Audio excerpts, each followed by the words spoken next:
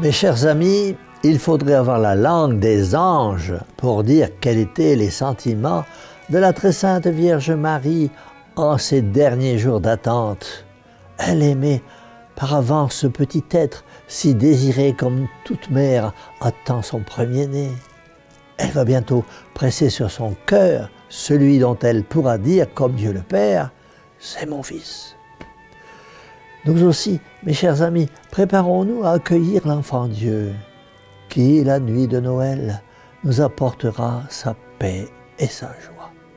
Car celui qui vient, c'est le Christ, c'est notre Rédempteur. C'est lui qui nous sauve, c'est lui qui nous promet la vie éternelle et bienheureuse. En cette nuit sainte de Noël qui approche, je vous conseille, mes amis, de penser souvent à cet événement qui a marqué l'humanité. Quelle vision et quel message! Jésus nous apporte sa paix. Soyons dignes de lui. Il vous faudra avancer avec piété près de la crèche de l'enfant Dieu pour écouter sa petite voix divine qui dira à votre cœur « C'est pour toi que je viens sur cette terre. C'est pour te sauver de tes péchés.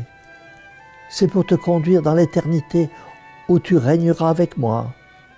Mais pour cela, je ne te demande pas grand-chose, simplement de m'aimer et d'aimer tes frères et tes sœurs, car pour ton salut, c'est une question d'amour.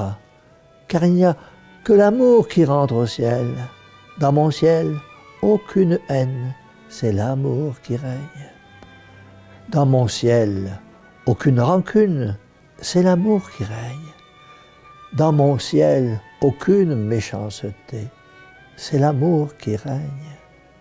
Dans mon ciel, aucun orgueil, c'est l'amour qui règne. Et si tu crois en moi, si tu m'écouteras alors, car je suis venu sur cette terre pour te sauver, parce que je t'aime. Oui, mes chers amis, si vous savez écouter la petite voix de l'enfant Dieu, ce sera merveilleux. L'enfant Dieu nous donne une leçon unique d'humilité. Dieu, créateur, qui s'incarne parmi nous, lui qui a créé l'univers, les astres, notre terre, lui qui nous a créés pour nous rendre heureux, s'est abaissé au point de se rendre petit enfant, de naître non point dans un palais, mais dans une pauvre étable, voulant partager notre nature humaine, vivre dans l'humiliation et la souffrance, et mourir sur une croix, en pardonnant ses bourreaux, promettant la vie éternelle au bon larron. Quelle leçon, mes amis! Ne perdez pas cette leçon, ne prenez pas cette leçon à la légère, car il y va de votre salut.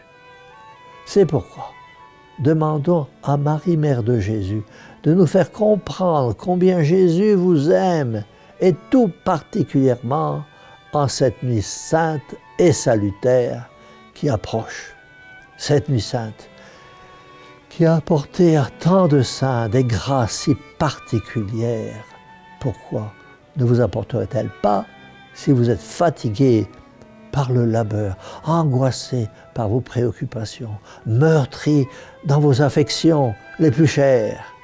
La paix tant désirée, la paix qui manque à tant de cœurs, la paix qui vient du cœur de Dieu, de ce Dieu qui est encore dans le sein de Marie et qui va venir comme prince de la paix en la nuit sainte de Noël. Implorons donc Marie, Mère de Jésus, Mère de Dieu, et redisons-lui, Mère au cœur douloureux et immaculé, sauvez-nous. Et que la bénédiction du Dieu Tout-Puissant, Père, Fils et Saint-Esprit, descende sur vous tous et demeure à jamais. Ainsi soit-il.